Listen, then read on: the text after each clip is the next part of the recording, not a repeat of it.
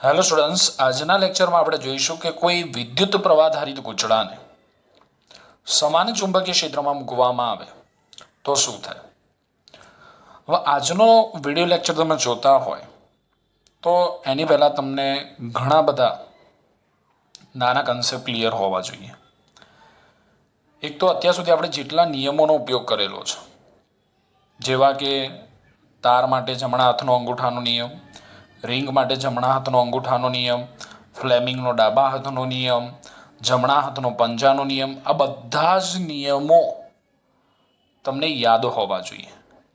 યાદ ન હોય તો આ વિડીયો લેક્ચર જોતા હોય એ પહેલાં બધા જ નિયમોને તમારે એક બાજુ લખીને રાખવાના છે, કારણ કે લગભગ મોટાભાગના નિયમો આજના વિડીયો લેક્ચરની અંદર હું આ કન્સેપ્ટ સમજાવવા માટે ઉપયોગ કરીશ.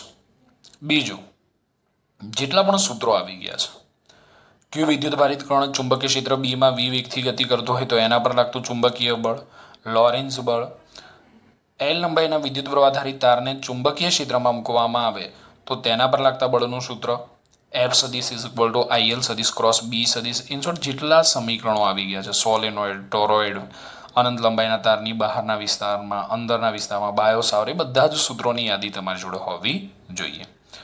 હવે આ જે આખો સવાલ છે એને આપણે સ્ટેપ બાય સ્ટેપ શાંતિથી સમજીશું. સૌથી પહેલાં તો હું વિદ્યુત પ્રવાહધારિત ગુંચળા સાથે સંકળાયેલી એક અગત્યની ભૌતિક રાશિ વ્યાખ્યાયિત કરું છું, અને એ રાશિને કહેવામાં આવે છે મેગ્નેટિક ડાયપોલ મોમેન્ટ. ધારો કે આપણી જોડે એક લંબચોરસ ગુંચળું છે.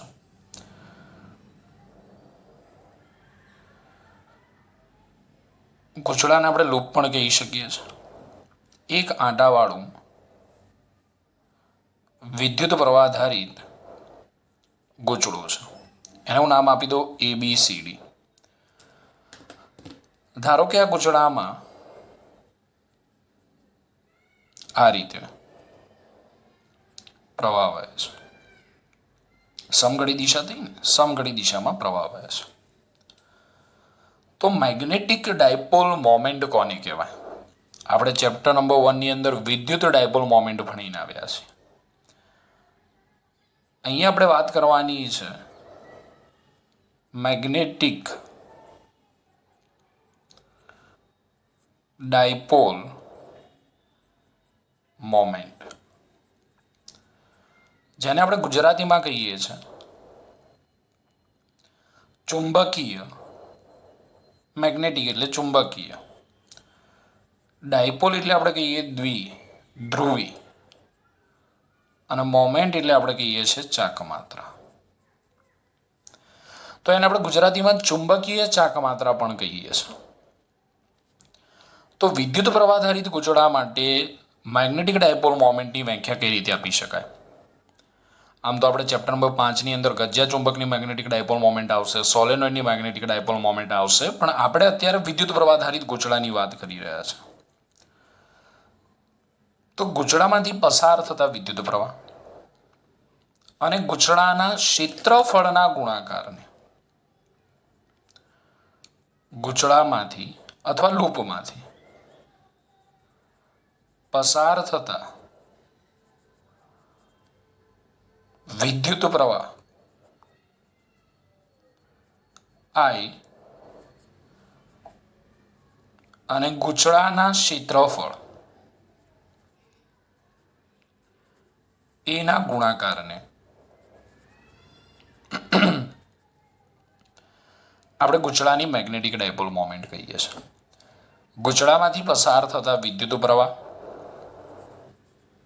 I અને ગુંચળાના ક્ષેત્રફળના ગુણાકારને આપણે ગુંચળાની મેગ્નેટિક ડાયપોલ મોમેન્ટ કહીએ છીએ, જેને દર્શાવીએ છીએ આપણે M વડે. મેગ્નેટિક ડાયપોલ મોમેન્ટને આપણે દર્શાવીએ છીએ M વડે, અને એનું સૂત્ર થાય IA. M is equal to IA. ગુંચળામાંથી પસાર થતા વિદ્યુત પ્રવાહ અને ક્ષેત્રફળના ગુણાકારને આપણે વિદ્યુત પ્રવાહધારિત ગુંચળાની મેગ્નેટિક ડાયપોલ મોમેન્ટ કહીએ છીએ, અને એનું સૂત્ર થાય M is equal to IA. Magnetic dipole moment એ સદિશ રાશિ છે. આથી આને આપણે સદિશ સ્વરૂપે લખવું હોય તો આ રીતે લખી શકીએ. મેગ્નેટિક ડાયપોલ મોમેન્ટ સદિશ રાશિ, વિદ્યુત પ્રવાહ અદિશ રાશિ, ક્ષેત્રફળ સદિશ એ સદિશ રાશિ. એમ સદીશ ઇઝ ઇક્વલ ટુ આઈ એ સદીશ. તો આ કેવી રાશિ છે? તો આ સદીશ રાશિ છે. તો પછી એની દિશા કઈ થાય? તો એની દિશા ક્ષેત્રફળ સદીશની દિશામાં, ક્ષેત્રફળ સદીશની દિશામાં, અથવા એની દિશા જમણા હાથના નિયમ પરથી આપણે શોધી શકીએ છીએ. એની દિશા શોધવી હોય તો જમણા હાથના અંગૂઠાના નિયમની મદદથી, જમણા હાથના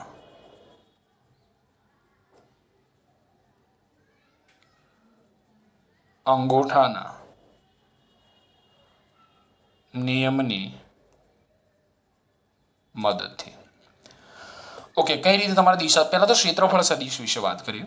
તો આપણે ચેપ્ટર નંબર 1 ની અંદર ફ્લક્સવાળા ટોપિકની અંદર મેં શીખવાડ્યું કે કોઈ પણ પૃષ્ઠ હોય, કોઈ પણ સપાટી હોય, કોઈ પણ સમતલ હોય, તો આને આપણે લંબચોરસ લૂપની સપાટી, આને હું કહી શકું, સમતલ કહી શકું.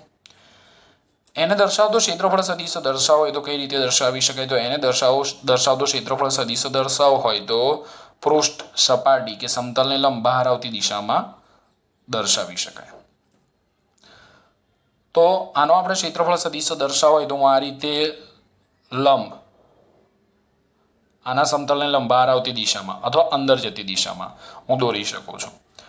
બીજી મેં લખ્યું છે કે જમણા હાથના અંગૂઠાના નિયમની મદદથી. તો તમારે કશું જ કરવાનું નથી. આંગળીઓને જે દિશામાં વિદ્યુત પ્રવાહ વહેતો હોય ને એ દિશામાં તમારે રાખવાની છે. તો અંગૂઠો જે દિશામાં રહે એ મેગ્નેટિક ડાયપોલ મોમેન્ટની દિશા થાય. જો અહીંયા તો વિદ્યુત પ્રવાહ કઈ દિશામાં? તો વિદ્યુત પ્રવાહ એ આ રીતે ક્લોકવાઇઝ છે. તો હું આંગળીઓને એ રીતે રાખી દઉં છું. સમજો ખાસ. ઓકે, જો અહીંયા ધ્યાન આપો, આપણે વિદ્યુત પ્રવાહની દિશામાં આંગળીઓને વાળી નાખીએ તો મેગ્નેટિક ડાયપોલ મોમેન્ટની દિશા, મેગ્નેટિક ડાયપોલ મોમેન્ટની દિશા આપણને ક્યાં મળે છે? પુસ્તકના પાનાને લંબ અંદર જતી મળે છે. તો હું અહીંથી બતાવું, પુસ્તકના પાનાને લંબ અંદર જતી દિશામાં. હું અંદરની દિશામાં તો લાઈન ના દોરી શકું, એટલે હું અહીંયા આ રીતે બતાવું છું. આ થઈ મેગ્નેટિક ડાયપોલ મોમેન્ટની દિશા અંદર જતી દિશામાં છે. એને આપણે દર્શાવવું હોય તો આ રીતે ટપકા વડે દર્શાવી શકીએ. અને આ જ દિશા આપણે લઈશું ક્ષેત્રફળ સદિશની દિશા. ઓકે, તો મેગ્નેટિક ડાયપોલ મોમેન્ટની દિશા આપણે જમણા હાથના અંગૂઠાના નિયમની મદદથી કઈ રીતે શોધી શકીએ? ફરી એકવાર જુઓ, આંગળીઓ તમારે વિદ્યુત પ્રવાહની દિશામાં વાળવાની છે. તો અંગૂઠાની જે દિશા મળે એ મેગ્નેટિક ડાયપોલ મોમેન્ટની દિશા થશે અથવા ક્ષેત્રફળ સદિશની દિશા થશે. એટલે કે મેગ્નેટિક ડાયપોલ મોમેન્ટ એ ક્ષેત્રફળ સદિશની દિશા છે. આમ પણ આપણને ખબર છે કે ક્ષેત્રફળ સદિશ પુસ્તકના પાનાને લંબ અહીંયા અંદર જતી દિશામાં કે બહાર જતી દિશામાં આપણે દોરી શકીએ. પણ જે દિશામાં મેગ્નેટિક ડાયપોલ મોમેન્ટ હશે એ જ દિશામાં આપણે ક્ષેત્રફળ સદિશ વિચારીશું. આનો એકમ શું થાય? આના એકમની વાત કરીએ આપણે. મેગ્નેટિક ડાયપોલ મોમેન્ટનો એકમ તો વિદ્યુત પ્રવાહનો એકમ થાય એમ્પિયર અને ક્ષેત્રફળનો એકમ થાય મીટર સ્ક્વેર. તો આનો એકમ આપણને મળશે ampere metre square. Magnetic dipole મોમેન્ટનો એકમ થયો એમ્પિયર મીટર સ્ક્વેર. ઓકે, તો આજના લેક્ચરમાં આ ભૌતિક રાશિની આપણને જરૂર પડશે. વિદ્યુત પ્રવાહ આધારિત લૂપની મેગ્નેટિક ડાયપોલ મોમેન્ટ એટલે શું? તો લૂપમાંથી પસાર થતા વિદ્યુત પ્રવાહ I અને લૂપના ક્ષેત્રફળ એના ગુણાકારને આપણે લૂપ એટલે કે ગૂંચળાની મેગ્નેટિક ડાયપોલ મોમેન્ટ કહીએ, જેનું સૂત્ર m is equal two I એ સદિશ રાશિ છે. સદિશ સ્વરૂપે લખીએ તો m સદિશ ઇઝ ઇક્વલ ટુ I એ સદિશ. દિશા જમણા હાથના અંગૂઠાના નિયમની મદદથી શોધી શકાય અથવા ક્ષેત્રફળ સદિશની દિશામાં. કારણ કે અહીંયા એ ક્ષેત્રફળ સદિશ રાશિ, તો પછી મેગ્નેટિક ડાયપોલ મોમેન્ટની દિશા ક્ષેત્રફળ સદિશની દિશામાં એકમ એમ્પિયર મીટર સ્ક્વેર.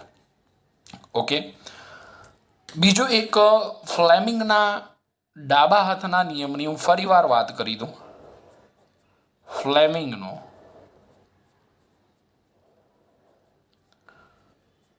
ડાબા હાથનો નિયમ. તમારે લેક્ચર સ્ટોપ કરીને આને ખાસ પ્રેક્ટિસ કરી લેવાની છે. તો ફ્લેમિંગનો ડાબા હાથનો નિયમ કંઈક આ રીતે છે, આમ, બરાબર, આમ, જેમાં અંગૂઠો છે એ આપણને શું દર્શાવે છે? ફોર્સની દિશા. ઓકે, ફર્સ્ટ ફિંગર છે એ આપણને ચુંબકીય ક્ષેત્રની દિશા. એટલે મેગ્નેટિક ફિલ્ડ બીની દિશા. ઓકે. અને જે આ સેકન્ડ ફિંગર છે એ આપણને કરંટ આઈ અથવા વીની દિશા દર્શાવશે. આ યાદ રાખી લેજો. ત્રણેયને એકબીજાને લંબ રાખવાના છે. તો આને આપણે ફાધર મધર ચાઇલ્ડ નો નિયમ પણ કહી શકીએ છીએ. બરોબર છે. અહીંયા વિડીયો સ્ટોપ કરીને તમારે આ નિયમ ફ્લેમિંગના ડાબા હાથનો નિયમ કઈ રીતે વપરાય, આંગળીઓ કઈ રીતે રાખવાની, અંગૂઠો કઈ રીતે રાખવાનો, એની ખાસ પ્રેક્ટિસ કરી લેવાની છે. ઓકે.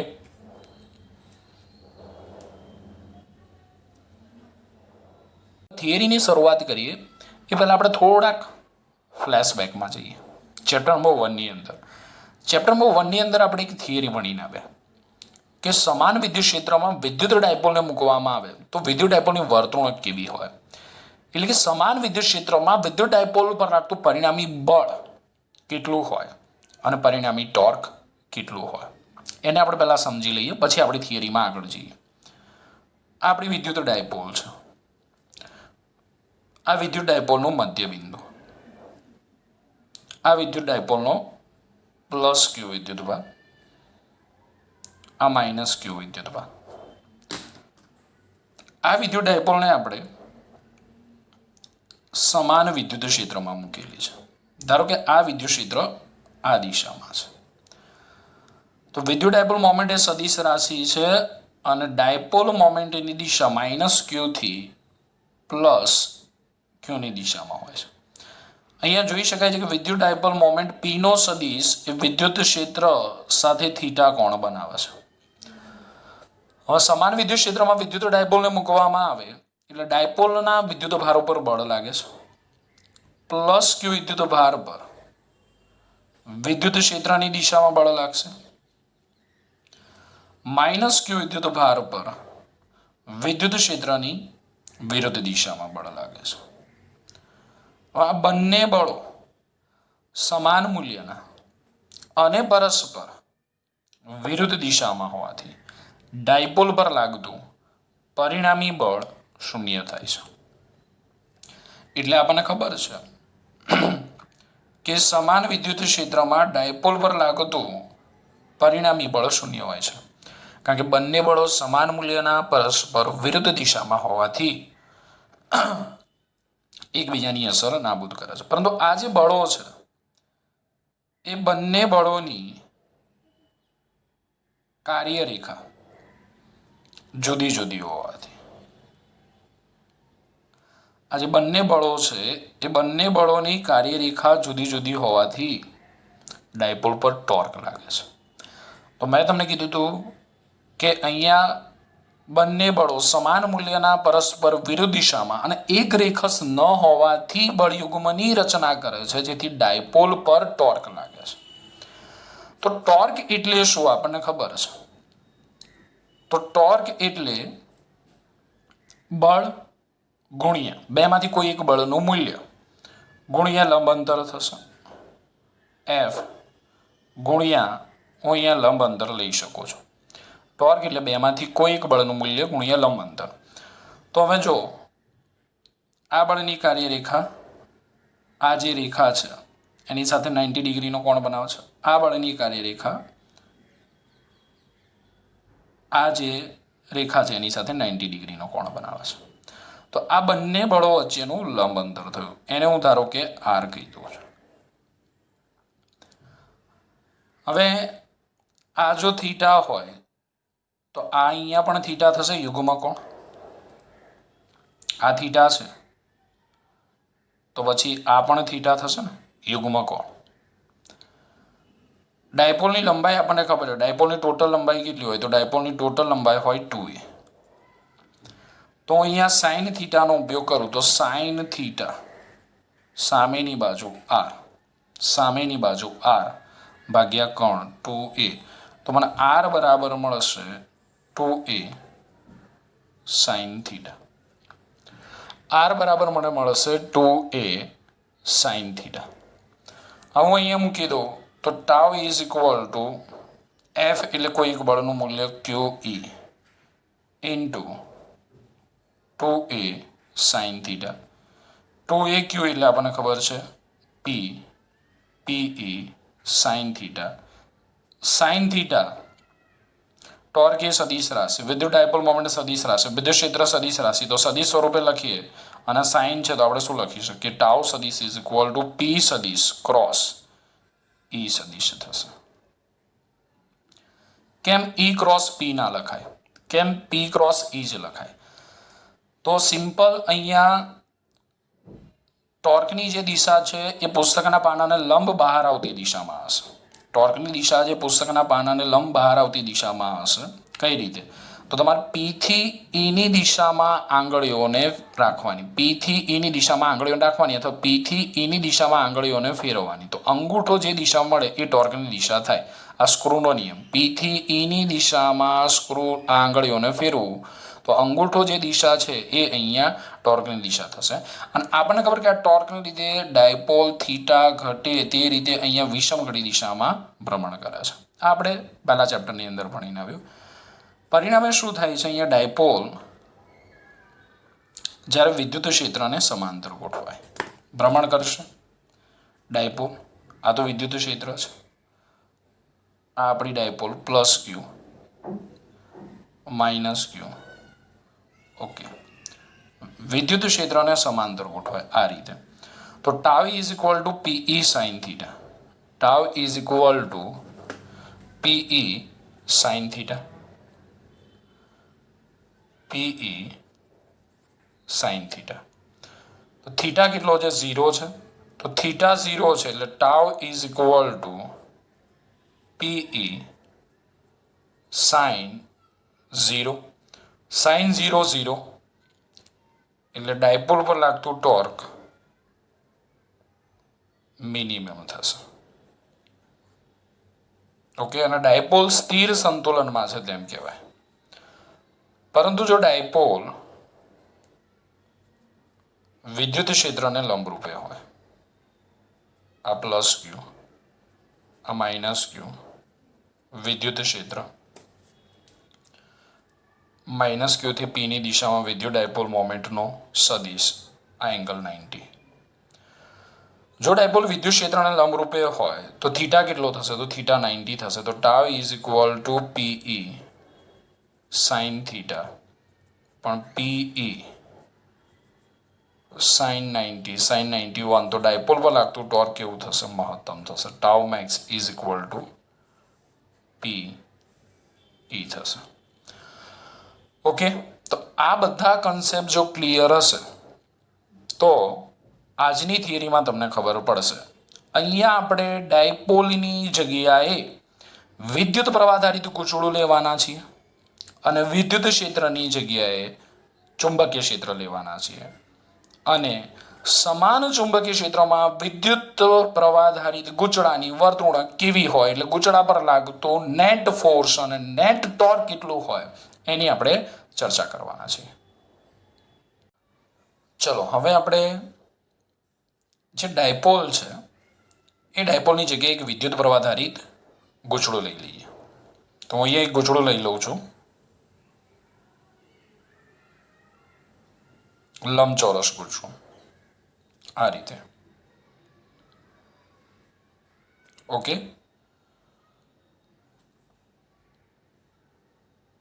અહીંથી ધારો કે આ ગૂંચળામાં સપ્લાય આપેલો છે, અહીંથી પ્રવાહ દાખલ થાય છે, અહીંથી પ્રવાહ બહાર આવે છે. હું અત્યારે એકદમ રફ આકૃતિ દોરું છું, પછી આપણે ફાઇનલ થિયરી જોઈશું ત્યારે ફાઇનલ આકૃતિ દોરીશું. એટલે આ ગૂંચળાને આપણે નામ આપી દઈએ એ બી સી ડી. એ બી બાજુમાં આ દિશામાં પ્રવાહ વહે છે, બીસી બાજુમાં આ દિશામાં, સીડી બાજુમાં આ દિશામાં અને એડી કે ડીએ બાજુમાં આ દિશામાં પ્રવાહ વહે છે. વિદ્યુત ક્ષેત્રની જગ્યાએ આપણે ચુંબકીય ક્ષેત્ર લઈ લઈએ. હું એવું વિચારું છું કે ચુંબકીય ક્ષેત્ર ધારો કે આ દિશામાં છે, ચુંબકીય ક્ષેત્ર આ રીતે છે. ઓકે, આ ચુંબકીય ક્ષેત્ર છે. એટલે અહીંયા એક મેગ્નેટ હશે, એ મેગ્નેટનો નોર્થ પોલ હશે, અહીંયા એક મેગ્નેટ હશે, એનો સાઉથ પોલ હશે.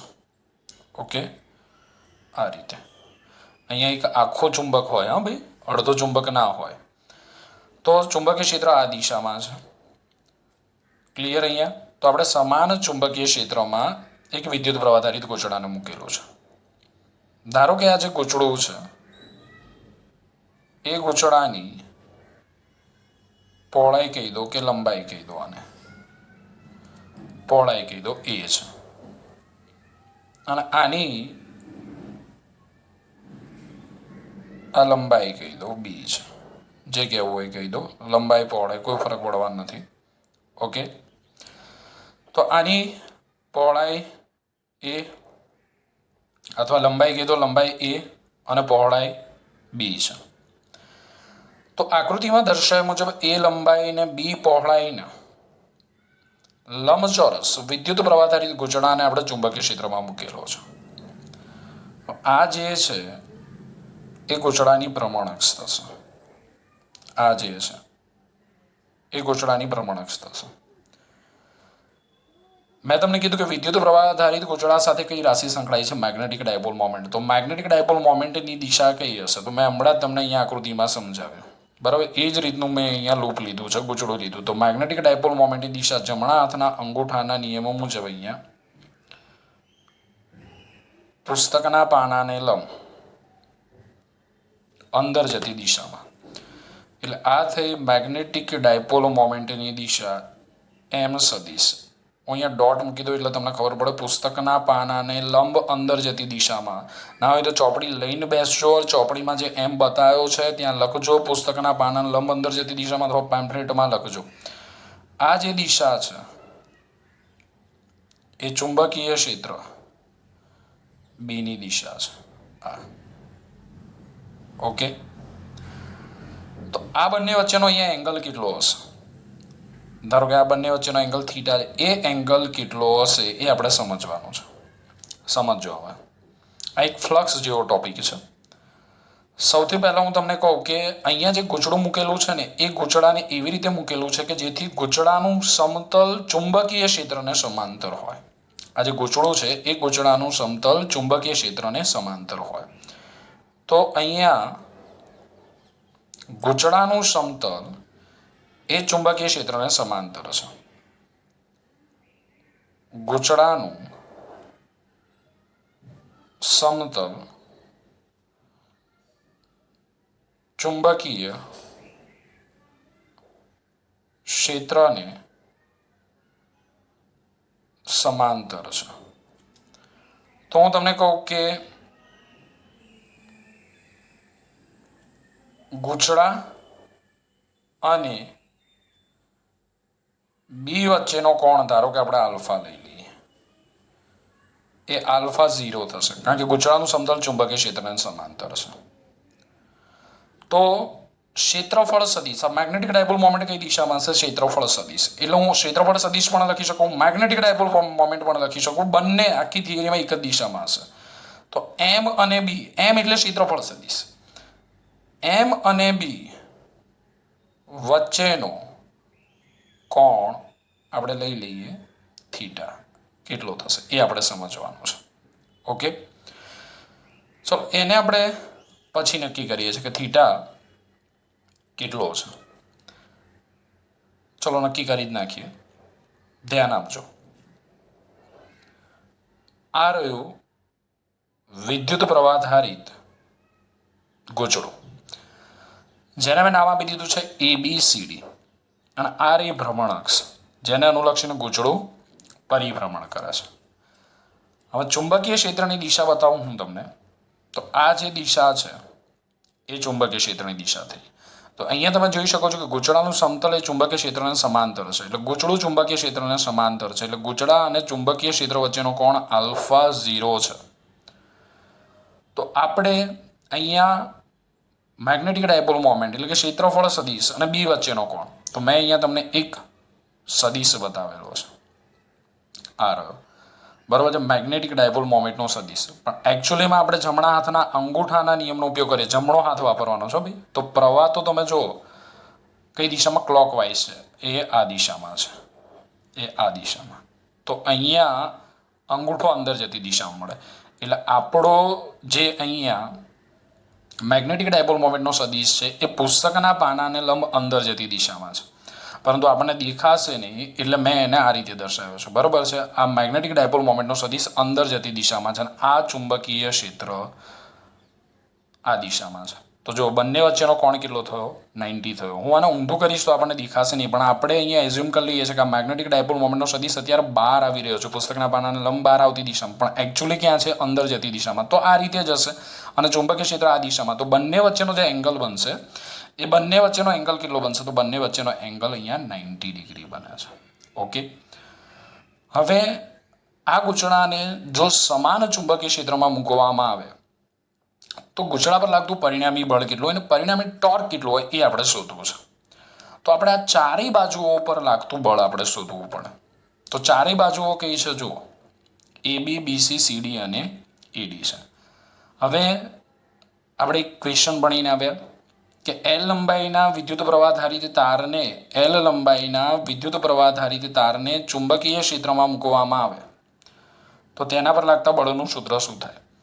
L લંબાઈના વિદ્યુત પ્રવાહધારિત તારને ચુંબકીય ક્ષેત્રમાં મૂકવામાં આવે તો તેના પર લાગતા બળનું સૂત્ર છે કિલ્વિલ sine theta, BIL sine theta.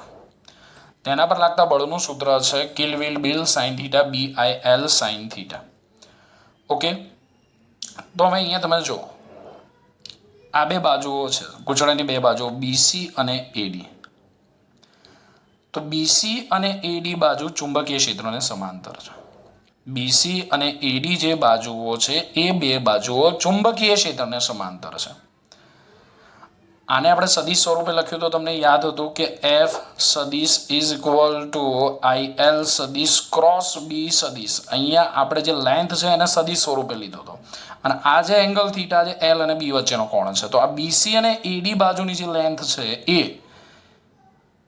એ ચુંબકીય ક્ષેત્રની દિશામાં છે. તો A અને B વચ્ચેનો કોણ કેટલો થાય? 0 થાય. ખબર જ પડે છે અહીંયા. ઓકે. તો અહીંયા લખી શકું કે FAC અને FBD, FAC અને FBD બંને બાજુઓ ચુંબકીય ક્ષેત્રને સમાંતર, જ્યાંથી A અને B વચ્ચેનો કોણ 0 થાય. તો આપણે આ સૂત્ર લખાય કઈ રીતે? B. બંનેમાંથી તો પ્રવાહ કેટલો પસાર થાય છે? I જેટલો પ્રવાહ પસાર થાય છે. મેં ક્યાંય I લખ્યો નથી, લખી નાખું BI. આ બાજુની લેન્થ કેટલી છે? A. એંગલ કેટલો છે? 0. તો સાઇન 0 કેટલો થશે? 0. તો આ બે બાજુઓ છે FAC અને FBD એ બંને બાજુઓ પર લાગતું ચુંબકીય બળ 0 થઈ જશે. હવે બાકીની બે બાજુઓ રહી લૂપની કઈ? જો AB અને CD. ઓકે. AB અને CD. હું પહેલા FCD લઉં છું. FCD એના પર લાગતું આપણે બળનું સૂત્ર લખવું હોય તો BI. આની લેન્થ કેટલી છે? આ બાજુની B છે, B સાઇન થીટા. યસ. આ થીટા અહીંયા કયો થયો? ભાઈ કન્ફ્યુઝ ના થઈ જતા થીટાની અંદર. આ થીટા કયો થયો? તો આ જે થીટા છે B, AB અને BC બાજુની લંબાઈ B અને ચુંબકીય ક્ષેત્ર B વચ્ચેનો કોણ. તો અહીંયા તમે જોઈ શકો છો આ જે લેન્થ છે B અને આ ચુંબકીય ક્ષેત્ર બંને વચ્ચેનો એંગલ કેટલો છે? 90 છે.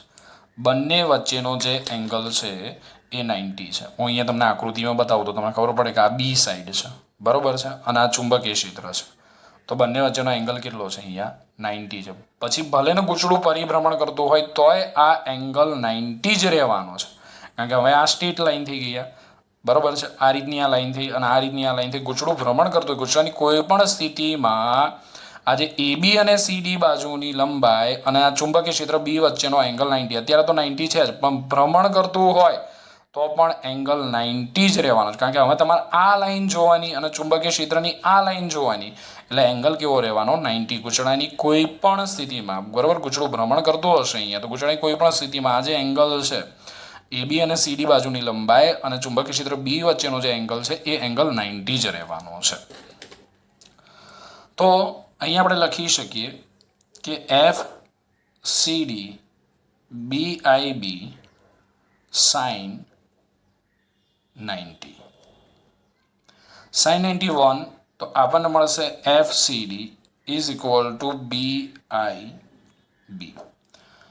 આ બળ કઈ દિશામાં લાગે છે એ આપણે બળની દિશા ફ્લેમિંગના ડાબા હાથના નિયમની મદદથી શોધી શકીએ છીએ. એકદમ સિમ્પલ નિયમ, ફ્લેમિંગનો ડાબા હાથનો નિયમ. પહેલી આંગળી કઈ દિશામાં રાખીશું? બોલો. પહેલી આંગળી ચુંબકીય ક્ષેત્રની દિશામાં, બીજી આંગળી કઈ દિશામાં રાખીશું? વિદ્યુત પ્રવાહની દિશામાં રાખીશું. તો અંગૂઠો આપણને કઈ દિશા બતાવશે? બળની દિશા બતાવશે. જો સિમ્પલ એપ્લાય કરીએ અહીંયા, બરોબર છે. તમે વિડીયો સ્ટોપ કરીને આ રીતની આકૃતિ દોરીને પહેલાં જાતે તમે એપ્લાય કરજો, અને તમે જે બળની દિશા શોધો છો ને હું તમને અત્યારે જે બળની દિશા કહી રહ્યો છું એ બંને એક આવે છે કે નહીં એ ખાસ ચેક કરજો. ઓકે. પહેલી આંગળી કઈ દિશામાં? ચુંબકીય ક્ષેત્રની દિશામાં. બીજી આંગળી કઈ દિશામાં? વિદ્યુત પ્રવાહની દિશામાં. અંગૂઠો આપણને શું દર્શાવશે? બળની દિશા. તો જો અહીંયા આ રીતે દેખાઈ આવે છે. પહેલી આંગળી ચુંબકીય ક્ષેત્રની દિશામાં, બીજી આંગળી વિદ્યુત પ્રવાહ નીચે આવે છે ને સીડી બાજુમાં, અને આ અંગૂઠો પુસ્તકના પાનાને લંબ બહાર આવતી દિશામાં. અહીંયા પણ આપણે એપ્લાય કરી શકીએ છીએ. જો આ રહ્યું અહીંયા, એ આમ.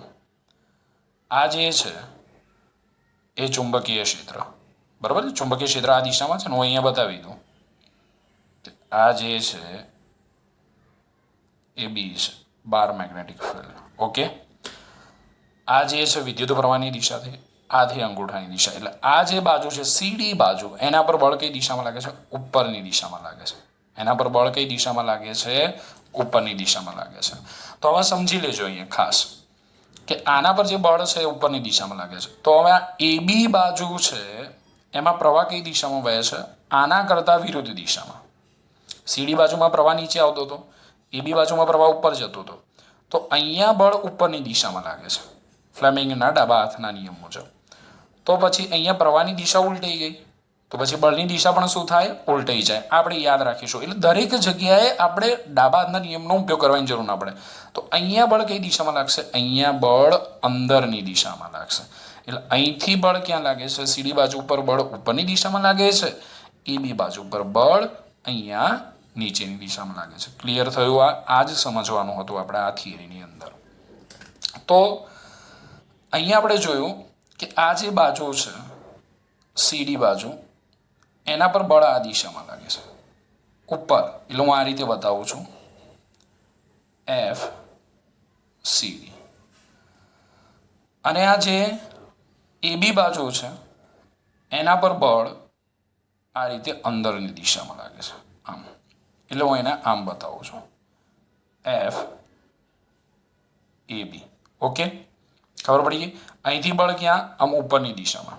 સીડી બાજુ પર બળ ઉપરની દિશામાં, અને AB બાજુ પર બળ કઈ દિશામાં લાગે? તો AB બાજુ પર બળ કઈ દિશામાં લાગે છે? નીચેની દિશામાં. જમણા હાથનો અંગૂઠાનો નિયમ એપ્લાય કરવો હોય તો કરી શકો છો. કરવો છે? જો એ આ રીતે થશે.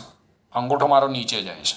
પહેલી આંગળી ચુંબકીય ક્ષેત્રની દિશામાં, બીજી આંગળી વિદ્યુત પ્રવાહ ઉપર જાય છે ને, તો અંગૂઠો મારો નીચે છે. એ અંગૂઠો જોઈએ તો આ રહ્યો. ઓકે. તો આ રીતે તમે નિયમ એપ્લાય. પણ આપણે યાદ રાખીશું કે કોઈ એક બાજુ માટે આપણને બળની દિશા મળે અને પ્રવાહ ઉલટાઈ જાય તો બળની દિશા પણ ઉલટાઈ જાય. એટલે અહીંયા બળ પુસ્તકના પાનાને લંબ બહાર આવતી દિશામાં છે. તો બહાર આવતી દિશા માટે આપણે કયા સંકેતનો ઉપયોગ કરીએ છીએ? ચોકડીનો ઉપયોગ કરીએ છીએ. હવે આપણે AB બાજુ માટે વાત કરીએ, FAB. તો FAB, ઓકે, તમારે જાતે ઉપયોગ કરવા, ફ્લેમિંગના ડાબા હાથના નિયમની મદદથી દિશા શોધવાની છે. કારણ કે અહીંયા મારે થોડુંક સમજાવવું, બરોબર, આખો હાથ ઊંધો કરવો છે, એટલે મારે સમજાવવું થોડુંક અઘરું પડી રહ્યું છે, પણ તમને ખ્યાલ તો આવી જ ગયો હશે. FAB ની વાત કરીએ, આજ હું સૂત્રનો ઉપયોગ કરું તો B આઈ, એ બી બાજુની લંબાઈ બી સાઇન એંગલ કેટલો બનશે? તો અહીંયા જે એંગલ બનતો હતો એ જ એંગલ અહીંયા બનશે, 90 ડિગ્રીનો એંગલ બનશે, sign 90 F A B. Okay, F A બી. તો અહીંયા સાઇન 91, તો આ બળનું મૂલ્ય પણ આપણને મળ્યું બી આઈ બી. પરંતુ આ બળની દિશા ક્યાં છે? પુસ્તકના પાનાને લંબ અંદર જતી દિશામાં. પુસ્તકના પાનાને લંબ અંદર જતી દિશામાં. ક્લિયર છે આટલું સુધી? તો અહીંયા ટોટલ 4 બાજુઓ છે, એ બી બીસી સીડી ઈડી. એમાં બીસી અને એડી બાજુ ચુંબકીય ક્ષેત્રને સમાંતર હોવાથી આ બાજુઓ પર કોઈ પણ પ્રકારનું બળ લાગતું નથી. પરંતુ એ બી અને સીડી બાજુ ચુંબકીય ક્ષેત્રને લંબ હોવાથી આ બાજુઓ પર ચુંબકીય બળ લાગે છે. પરંતુ આપણે જોઈ શકીએ છીએ કે આ બંને બાજુઓ પર જે બળ લાગે છે એ બંને બાજુઓ પર લાગતા બળો સમાન મૂલ્યના છે, પરસ્પર વિરુદ્ધ દિશામાં છે અને એક રેખસ્થ ન હોવાથી બળયુગ્મની રચના કરે છે. એક રેખસ્થ ન હોવાથી બળયુગ્મની રચના કરે છે. કેમ? તો સમજવું હોય તો અહીંયા આપણે સમજી શકીએ આ રીતે. જો યસ, અહીંયા કંઈક બળો આ રીતે લાગે છે, આમ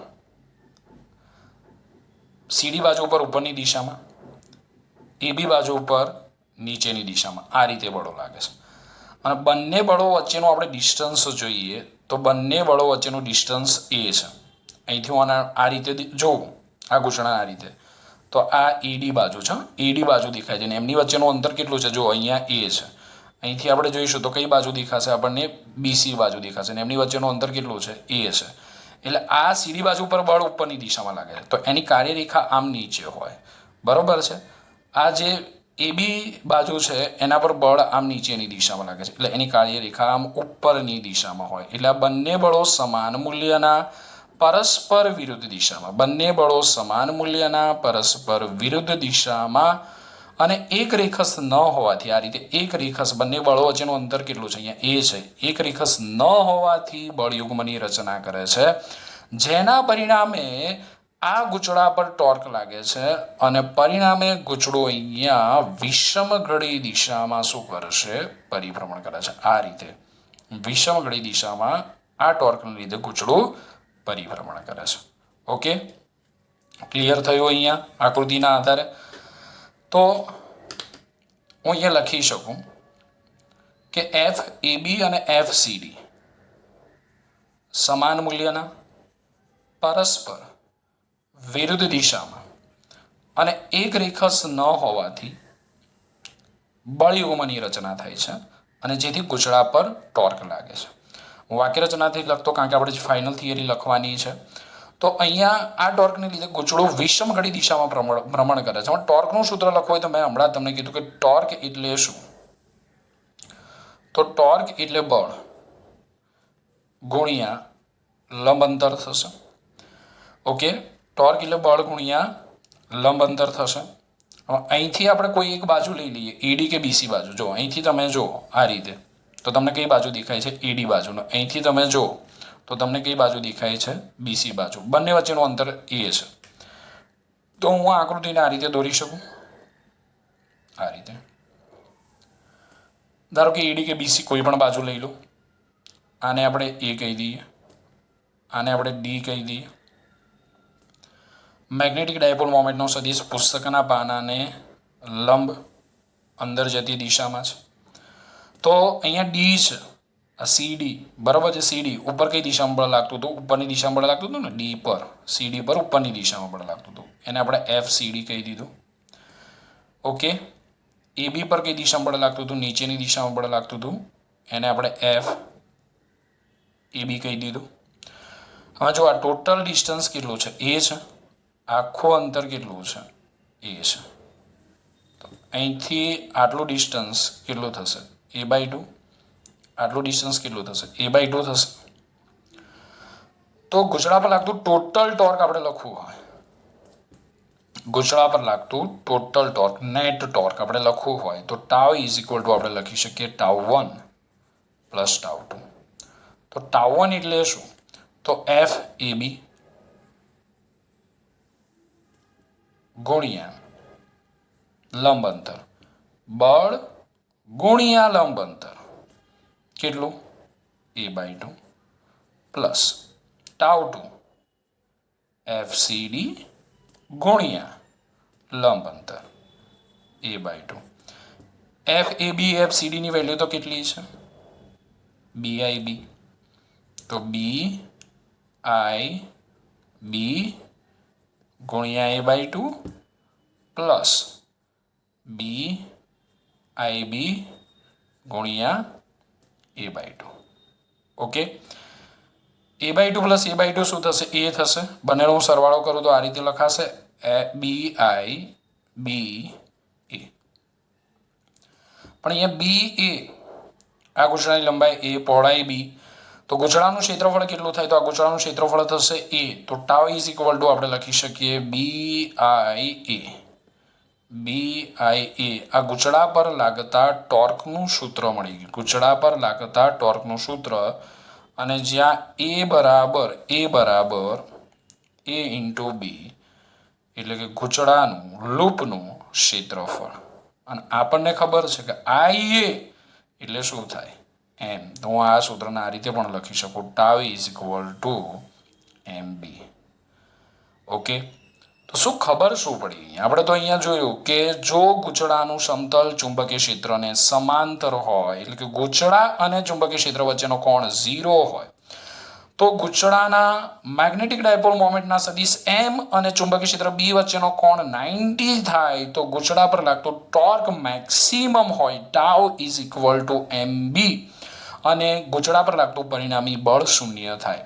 ફરી વાર કહું છું, યાદ રાખજો, જો ગૂંચળાનું સમતલ ચુંબકીય ક્ષેત્રને આ રીતે સમાંતર હોય, આ રીતે આપણે ગૂંચળાનું સમતલ ચુંબકીય ક્ષેત્રને સમાંતર હોય, આ બધી લાઈનો તમારે ઇન્ડિકેટ કરે છે ચુંબકીય ક્ષેત્ર, તો ગૂંચળા પર લાગતું પરિણામી બળ 0 હોય, અને ગૂંચળા પર લાગતું પરિણામી torque tau is equal two BIA થાય. ગૂંચળા પર લાગતું ટોર્ક મહત્તમ હોય જ્યારે m અને b વચ્ચેનો કોણ 90 હોય. જોઈ લો જરા, હજી આપણે ફાઇનલ થિયરી ચલાવવાની બાકી છે.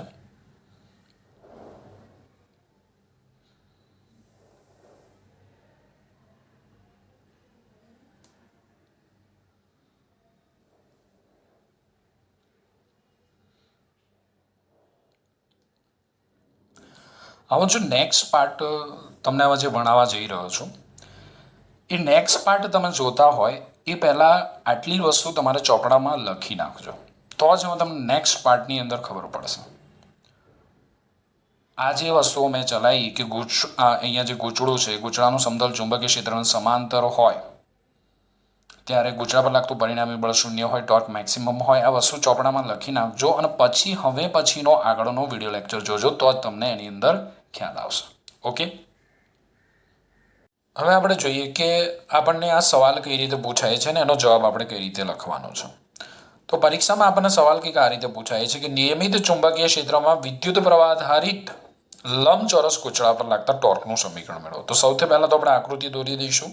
હવે અહીંયા જે મેં આકૃતિ દોરેલી છે એ કોઈ ઇલેક્ટ્રિક મોટર કે એસી જનરેટરની આકૃતિ છે કે જેમાં શું હોય છે તો એક ગૂંચળું હોય છે, અને આ ગૂંચળાને ચુંબકીય ક્ષેત્રમાં મુક્ત રીતે ભ્રમણ કરી શકે તે રીતે ગોઠવવામાં આવે છે. આ રહ્યું ગૂંચળું, બરાબર છે, અને આ જે અક્ષ છે એ અક્ષને અનુલક્ષીને ગૂંચળું એ ચુંબકીય ક્ષેત્રમાં ભ્રમણ કરી શકે એ રીતે એ ગૂંચળાને નિયમિત ચુંબકીય ક્ષેત્રમાં મૂકવામાં આવે છે. જ્યારે આ ગૂંચળામાંથી વિદ્યુત પ્રવાહ પસાર કરવામાં આવે ત્યારે ગૂંચળા પર ટોર્ક લાગે અને પરિણામે ગૂંચળું પરિભ્રમણ કરતું હોય છે. તો આ કોઈ પણ એક ઇલેક્ટ્રિક મોટર કે એસી જનરેટરની રચના છે. ઓકે, હવે આપણે આવી સરસ મજાની એક આકૃતિ દોરી દેવાની છે. આપણે ગૂંચળાને ABCD વડે દર્શાવેલું છે, ગૂંચળાનું જે સમતલ છે એને ABCD વડે દર્શાવેલું છે, બરોબર છે. આ ગૂંચળાને આપણે નિયમિત ચુંબકીય ક્ષેત્રમાં મૂકેલું છે. હવે અહીંયા જે આ ચુંબકો છે એ ચુંબકો કઈ રીતે હોય છે એ તમને ખ્યાલ છે ને? તો જો અહીંયા એક ચુંબક હોય એનો આપણને અત્યારે S પોલ દેખાય છે, S ધ્રુવ દેખાય છે, બરોબર છે. બીજો એક ચુંબક અહીંયા હોય, બરોબર, એનો અત્યારે આપણને નોર્થ પોલ દેખાય છે. એટલે આ રીતના ચુંબકના બે ટુકડા હોય છે, અને આ બે ચુંબકોની વચ્ચે આપણે ગૂંચળાને મૂકેલું છે, બરોબર છે. હવે આ ગૂંચળાને આપણે બેટરી સાથે જોડેલું છે. તો ગૂંચળામાંથી પસાર થતો વિદ્યુત પ્રવાહ આપણે આકૃતિમાં જોઈ શકીએ. A થી B, B થી C, C થી D, D થી A, અથવા D થી બેટરીમાંથી A આ દિશામાં પ્રવાહ વહે છે. ઓકે, તો આ રીતની આપણે આકૃતિ દોરવાની છે.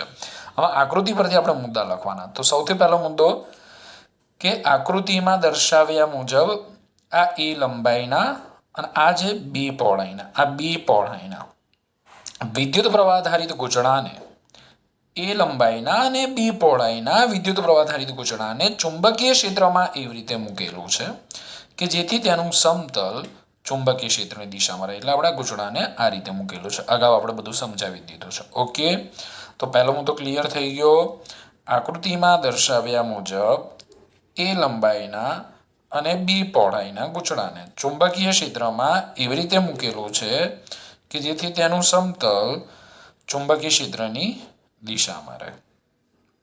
ઓકે, ક્લિયર છે અહીંયા સુધી?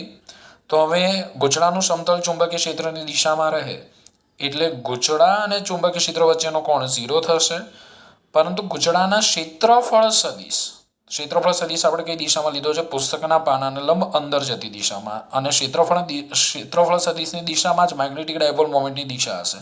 તો એમ અને બી અથવા ક્ષેત્રફળ સદિશ અને ચુંબકીય ક્ષેત્ર બી વચ્ચેનો કોણ 90 થશે. બરાબર છે? આ સમજાવી દીધું છે. આ રીતે છે એ, આ રીતે આ ચુંબકીય ક્ષેત્ર છે. બરાબર? આ ક્ષેત્રફળ સદિશ કે મેગ્નેટિક ડાયપોલ મોમેન્ટનો સદિશ બંને વચ્ચેનો કોણ કેટલો થશે? 90 થશે.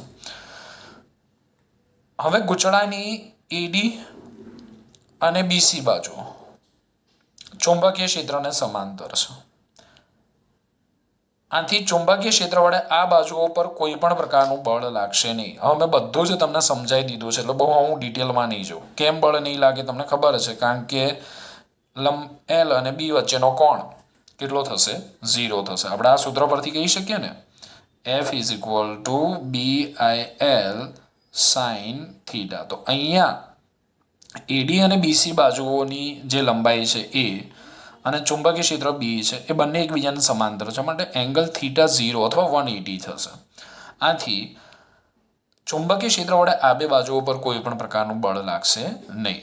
અને ગૂંચળાની એબી અને સીડી બાજુ ચુંબકીય ક્ષેત્રને લંબરૂપે છે. ઓકે, આટલા થિયરિટિકલ મુદ્દા લખવાના. હવે તમે જોઈ શકો છો ચોપડીમાં તમને કેટલું જ ડાયરેક્ટ આપેલું છે. જો હું અગાઉની ચર્ચા ના કરું, કશું જ સમજાવું નહીં, તો તમને કઈ જ થિયરીમાં ખબર પડે નહીં.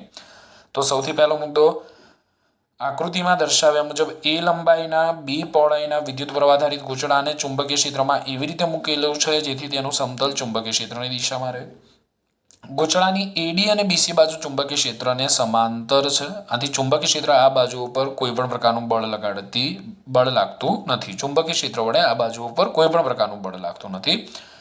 ગૂંચળાની એબી અને સીડી બાજુ ચુંબકીય ક્ષેત્રને લંબરૂપે છે.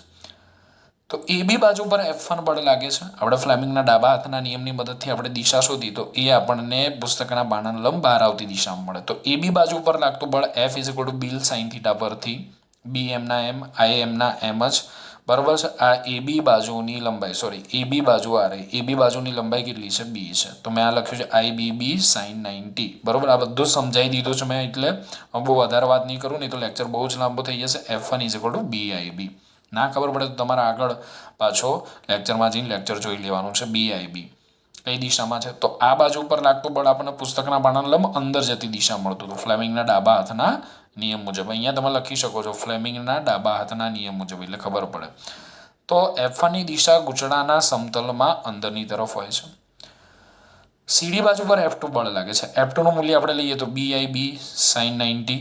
ઓકે, તો F2 = BIB મળશે. આ બળ ગૂંચળાના સમતલની બહારની તરફ હોય છે. આ બધું જ મેં સમજાવી દીધું છે. હવે ખાલી આપણે થિયરી કઈ રીતે લખવાની છે એ જોવાની છે. સિમ્પલ રીતે એકદમ થિયરી લખવાની છે. બરાબર? AB બાજુ પર લાગતું બળ F1, એનું મૂલ્ય BIB, દિશા પુસ્તકના સમતલની અંદર જતી દિશામાં. સીડી બાજુ પર લાગતું બળ F2 = BIB, દિશા સમતલમાં બહારની તરફ. તો F1 ને F2 બંને કેવા મૂલ્યના છે? સમાન મૂલ્યના, BIB. એનું મૂલ્ય છે BIB. આ B છે ભાઈ, BIB.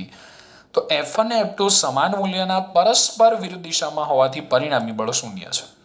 F1 ને F2 સમાન મૂલ્યના પરસ્પર વિરુદ્ધ દિશામાં હોવાથી પરિણામી બળ શૂન્ય છે. એટલે ગૂંચળા પર કોઈ પણ પ્રકારનું પરિણામી બળ લાગતું નથી. આથી ગૂંચળું રેખીય ગતિ કરતું નથી. પરંતુ આ બંને બળો, F1 ને F2 બળો, એક રેખાંશ ન હોવાથી અહીંયા બળ યુગ્મની રચના થાય છે, જેથી ગૂંચળા પર ટોર્ક લાગે છે. અને આ ટોર્ક ગૂંચળાને કઈ દિશામાં? તો આ ટોર્ક ગૂંચળાને વિષમ ઘડી દિશામાં, આ રીતે આ ટોર્ક ગૂંચળાને આ રીતે વિષમ ઘડી દિશામાં ભ્રમણ કરાવવાનો પ્રયત્ન કરે છે. ચલો ક્લિયર અહીંયા સુધી? હું રિપીટ નથી કરતો, આ જ મુદ્દા તમારે લખી નાખવાના છે. બરોબર છે?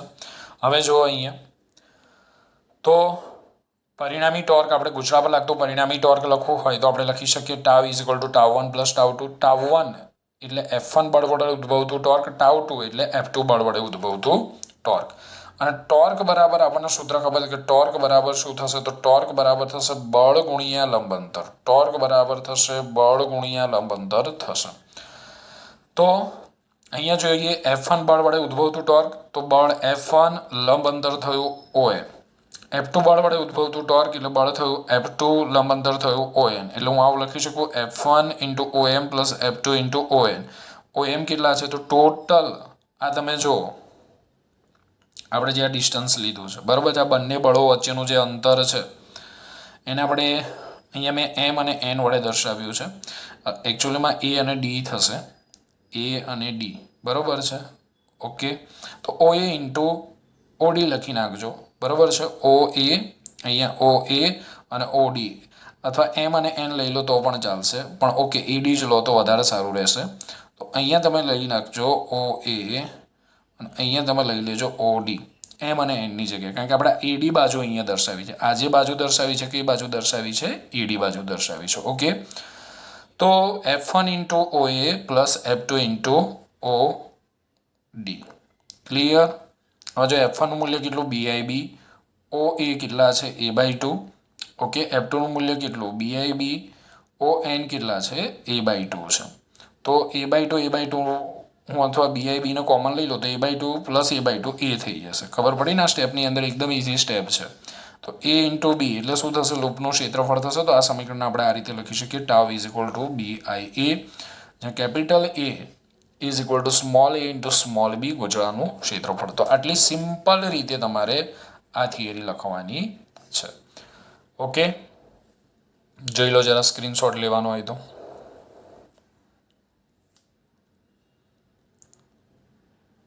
ફર્સ્ટ સ્ક્રીનશોટ, નાઉ સેકન્ડ. ઓકે, અહીંયા OM કે ON કે OA OD, પણ AD રાખશો તો વધારે સારું રહેશે. OA અને OD, M અને N ની જગ્યાએ. ઓકે, બાકી બુકની અંદર તો બધું જ તમને ડાયરેક્ટ આપી દીધું છે, પણ થિયરીને સમજવાનો પ્રયત્ન ખાસ કરજો. ઓકે, અને 2 વાર લખવાનું ના ભૂલતા તૈયાર કરીને, બરાબર છે. હું લખવા પાછળ આટલી મહેનત કરતો હોય તો તમારે કમસે કમ તૈયાર કરીને 2 વાર મોઢે તો થિયરી લખવી જ પડે.